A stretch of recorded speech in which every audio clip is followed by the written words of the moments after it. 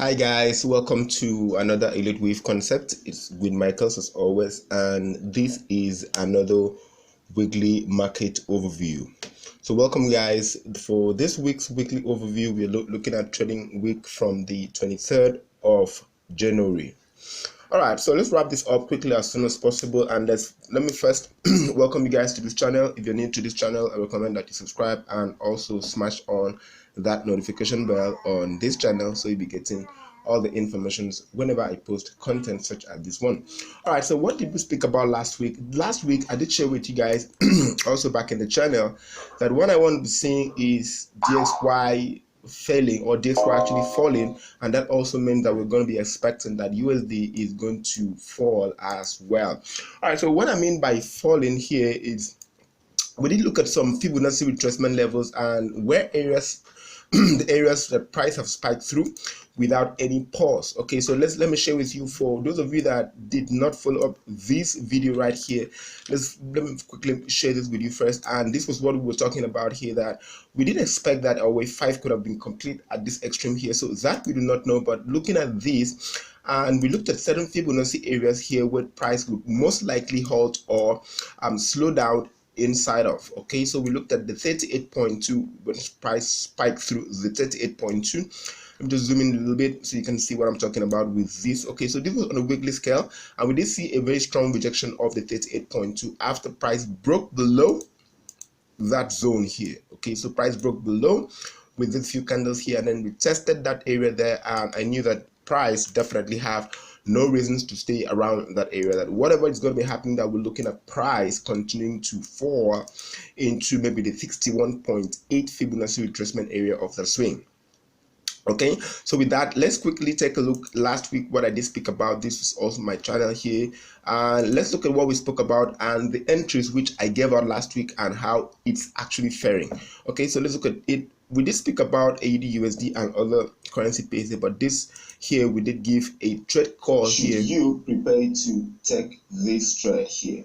I acknowledge that one of the things you want to be doing in uptrend is to wait for higher lows. So once we have a higher low, we can expect that price will take us to a new higher high. So that's what we're going to be expecting. At any time we have a higher low, okay, in the next trading week, we're going to be expecting to hop into the trade. And remember guys, when you're trading in this format, you're going to be having a high low. So let's look at price falls a certain percentage over the trading week, then that could be a great chance to put on your trading garment and then look to hop on a trade. All right, so that's the best time.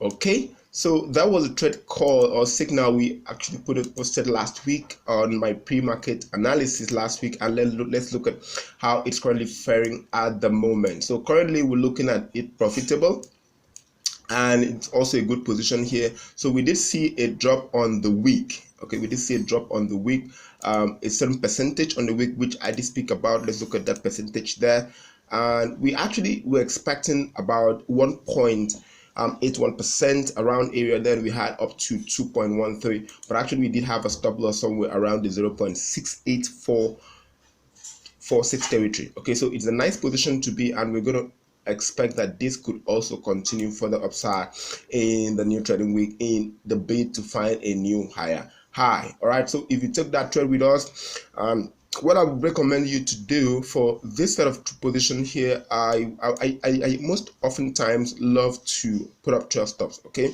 so what I do in this kind of positions here, I adjust my stop loss a little bit closer to the last drop area there. Okay, so that way I have a more reduced risk, okay, so that if the market decides to reverse from this high here, or we're wrong with this analysis here to drop to downside, we're going to be expecting that our risk is going to be reduced at number one. And if price will go up a little bit, say back into above the 0.70 area, we're going to actually move our stop loss right into entry, so that we are break even on this position, and whatever happens on this position, we're going to close not on a loss. Okay, so that's my very kind recommendation. Okay, what I would most likely do in the course of my journey there. Okay, so we don't have much around the AUD. We're only waiting for price to either continue upside here. Let's take a quick look at EURUSD. So EURUSD for the whole of last week and also last 2 weeks, we've been trading more sideways. So let's look at it from a weekly scale here. This was also spoken about last week, that I do not have any real reason to start putting up positions on EURUSD. Looking at it structurally, okay, looking at it structurally, we did expect price to continue in this trend, okay, but without any clear form or indication or setup here, structure patterns, okay, we can just hop into this kind of positions here, okay, so we can't just hop in to this kind of setup here. So we're looking at trading at upper boundaries at the moment. All right, we're going to trade at upper boundaries, so we could expect that if price would test back either the midpoint or the midline here for this kind of scenario here, we could expect to maybe shoot price back into the resistance, or if you have a very huge drop, back into the support here or the downward territory there, we can look to long price into that area there. Okay, so but for those of you guys that are still looking for bullish opportunities, you can as well target the resistance of the channel. Okay, you can target the resistance of the channel. Here last week we did see some more unique setup right there. Okay, sorry about that. We did see some huge structure down right here, so this is a very good environment here to trade around. We've seen price bouncing off the supply and also bouncing off the demands there. So if we're looking at a possibility that price would continue upside based on the indication what we've seen, we could look to trade the structure. Okay, so we could look to trade the structure. And how do we do so? We're looking at support and resistance here in this game here. So we're looking at trading around the support. We're long around the support while our stop loss is below the previous low, and we look to target the resistance here, just as that. Okay, so we don't want to be doing much of crazy things around this one here. It's actually a very tight range. We can look to trade back at the support. I think price did take a discount. Okay, price did take a discount. For those of you that do not understand what I mean by discount, I will share it in my next video. So we look at two areas here and look at the lowest low. Okay, so we can put up a buy. This is the perfect support area. This is a perfect support area and not what we drew previously. So let me just change the color for this one here. So that's the support area we're looking at. And this is the liquidity test or the stop hunt, which I know some traders would call it, but I call this the discount. Okay, this is the stop hunt or discount area. And we could look at back, if price would fall back into the support, it could be a nice time to long, okay, back into the resistance there and take some profits. Or if price would shallow inside of this environment and still continue staying around here, then we could look at some definite patterns that will take price out of this zone. Okay, so but before we continue further, let's look at what we have for the economic calendar in the next trading week.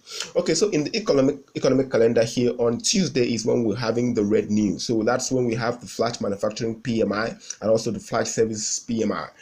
That's coming in from Great Britain. Okay, so we're looking at also the United States also releasing their flash services PMI, and also from New Zealand we're looking at CPI. So I'm not currently looking at this setup here of the CPI because I'm not trading the NZD. So we're looking at on Wednesday we have the CPI from Australia, and we also have the CPI year to year. So we have the quarterly CPI and we have the year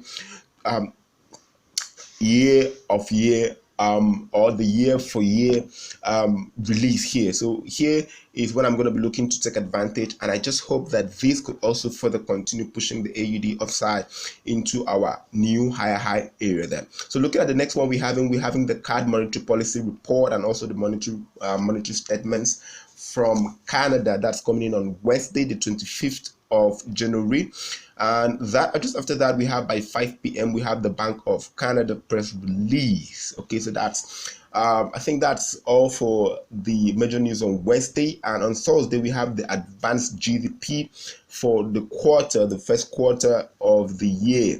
And then we're looking at on Friday we have the core PCI price index month for month coming in from the United States. So that's more of the major news we have in the week, and we're not having any Euro news. We're not having any Euro news. Okay, so we'll look at price trading more softly in the week when it comes to EURUSD. Okay, so we expect that if price would fall back into the support here, that could be a nice time to look for buying opportunities. All right, if that happens, so we could look to buy back into the resistance there. Okay, so let's go to the next one here, pound USD. So we did speak about pound USD in the last trading week, or in my last episode of the weekly market overview, and we didn't have any unique pattern to trade off, so we're looking at still bullish setups here, or bullish scenarios for this one.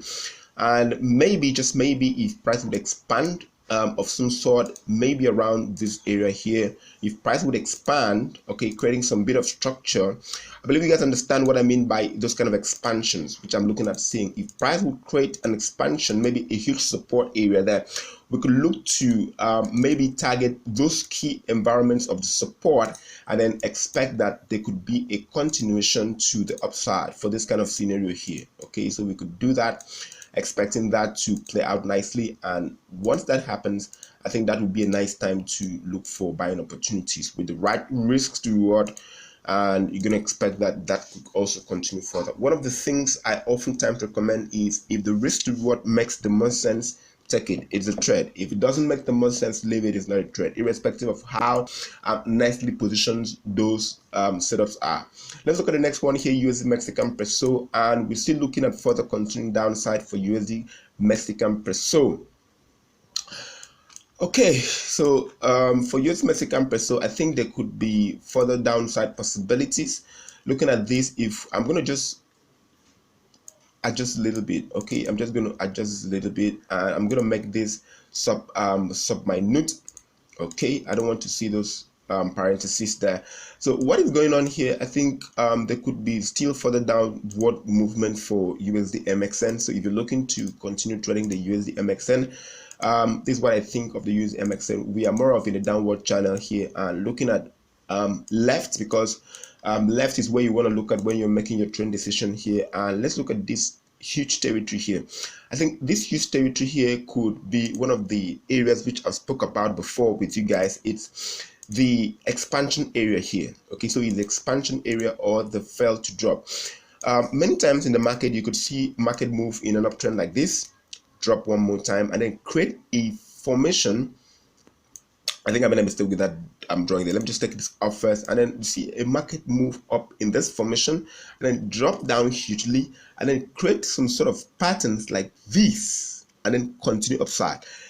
This whole area here is a fail to drop area. Okay, what it means that there is a huge amount of buying, and this is the formation here. This is actually a graphical representation of huge buying. Okay, huge accumulation. So if you see this in the market, or this kind of formation in the market, that area there is a very strong area. Okay, so it's a strong area. One, it's going to push price and then continue upside into breaking the previous structure. Okay, the previous structure. Okay, number one, you're going to break out the previous structure and then continue upside. Then when price drops down nearing that environment, two things could happen. Okay, two things could happen. Number one, if price stays just above that area and reacts, and then return from that area, not entering into the range. Okay, not going into the range. Here we have the range, here stays around here, not going into the range. That means that those set of buyers that were available in this area here actually resurfacing to push price back from that area there. Okay, so they're adding more positions, and then what happened here was taking profits around this point, and then they're looking to put in all those profits back into this area. I'm going to explain this in my subsequent videos as we progress. Okay, so but if price falls into that zone, which means that this was the end of the wave, and this is the start of a new formation. It could be the start of a new corrective pattern of a lower degree or higher degree, whatever it is. But know that when price steps into this area, like it did right here, so you see it did right here. So this was the very first step of the formation here, and you can actually identify, not really easily, but what it is. Okay, so it could either be a B wave or an A wave that we do not easily or can't easily identify. Okay, but this, in this scenario here, I'm looking at this. If this is going to be a B wave, what is going to be this? Okay, so what's going to be this? So we're looking at what fits the most. I'm still drawing some analysis or drawing some hypotheses or theories to what exactly this is and when this is going to be done. So I'm looking at more downward formation or more downward continuation for this kind of pattern. Okay, so I'm sorry I'm mixing up this chart right now. So I just want to just quickly share with you my view of the market and how that happened. So this was also one of the setups here. I'm telling you about one of the setups here. So when price comes back into the zone, so this is the zone here, you can see that this tested the zone and then came back to clear the zone. And this is also some of the setups here. It's quite easy to understand this when you have a definite pattern you're looking at. So we're looking at the next area, price clearing this support of the 1800 area. So once you're looking at price, you're looking at price to clear this area here. So we're looking at more downward continuation for USDMXN. Okay, USDMXN, we're looking at more target or more downward continuation for USDMXN. Whoa, I think I have lots of lines on my chart. I don't know why that came in there. So let me just bring back this on the daily. Okay, so we have that. So more downward continuation is what we're looking at for USDMXN. But looking at these, let me just quickly take off this one so I can share with you another setup here I'm looking at for MXN.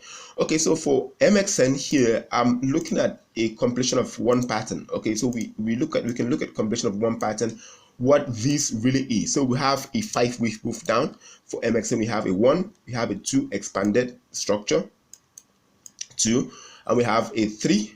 Okay, we have a 3, and let me first of all do this. Okay, so we have a 3, we have a 4, and we have a potential 5. So this is not done. We don't know when it's going to be done, and we don't know what it's going to be looking like when it's done. But what we know is I'm looking at a 5. So far so good. Price have not made new higher highs in that move there. So we're looking at the end of this formation. When will it complete? So if you're looking at price making series of higher lows and higher highs, or lower lows and lower highs, so we're looking at lower low, lower high. We can look at the next lower low and maybe continue in lower lows, lower highs until we get to that area. So this is most likely our lower high area. So we're looking at the next lower low, okay, with this kind of formation there. Okay, so that's what I'm looking at. Let's quickly take a quick look at what I spoke about in not too long, which is the BTC. Okay, so the BTC, this was the areas which we're looking at, and you can see how nicely price have reacted around that area. So I think just maybe we're going to be looking at a new set of trend for BTC. Okay, we did see that I did speak about this supply area, this supply area, this supply area in my last video, which I spoke about the cryptocurrency space, and you can see how nicely those areas are being respected by price. Number one, this area was acting as supply here, and then price broke through the supply. Then the next area which was on target, it was this area here, and then broke through that support or that resistance area, and that becomes support. And then we're looking at the next area for BTC is going to be the 25k. Okay, so the 25k is most likelihood the area BTC is going to hit next before reaction around. So the 25k is the area which you should be looking at for BTC. All right, so let's just quickly take a look at the stock market here. We look at the S&P 500. On Friday, the S&P 500 did something really crazy, and we did take some position of that structure. Okay, so let me just quickly share with you the formation I spoke about in the early part of this video here. This is that formation right here. It's a very unique formation that if you do understand how it works, you're going to profit from it. This is also another failed to drop formation here. Price drop down, create this kind of formation, and then we can expect a next high to the upside. Most likelihood of this is going to clear this previous structure. It's going to clear this previous supply area, and that's what you should be looking out for. Okay, it most likelihood there's going to be a clearing of the structure, either to continue or just to fake out and then continue downside, but that we do not know. But for this video here, or for our setup here, we're looking at first hitting this target here. So it was a very nice target on a Friday, and we're looking at it from Wednesday, Thursday, and then Friday. It was also a nice target looking at that, and on the breakout, this was where our stop loss was. I didn't want to take a very wide stop loss, and this is also my target. So that was also a good profitable position, and we're looking at more setups for the next trading week. Let's look at also the Euro stock. What's going on with the Euro stock? Okay, so how do we hop on this kind of trade setup here? For those of you that are trading the Euro stock and the USDT, You guys should stay glued to this channel here. There will be more updates on those setups or those trades here. But for now, we do not have any unique setup or any unique formation on EURUSD, rather than the fact that price have been making bullish continuation. So we could just wait. Okay, we could just wait for continuation upsides, and if that would be the case, we could look for definite areas to open on a position. Okay, let's quickly look at gold. What's happening with gold, guys? I think it's rather too crazy that you guys forgot. I think I'll just make a review of those videos which I did previously, and I spoke to you about gold hitting the 24k, but it will take a while, okay, because we're just done with this contraction here.